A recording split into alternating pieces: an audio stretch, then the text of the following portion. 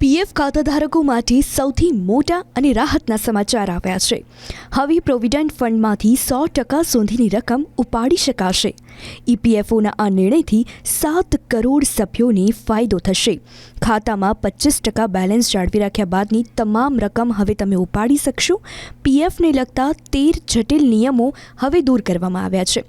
સીબીટીએ ઈપીએફના સદસ્યોના જીવન આસાન કરવા માટે 13 જટિલ જોગવાઈઓ એક જ નિયમમાં વિલીનીકરણ કરવાનો નિર્ણય લઈ લીધો છે. આ અંતર્ગત ઈપીએફ યોજનાની આંશિક ઉપાડની જોગવાઈઓને સરળ બનાવવામાં આવી છે.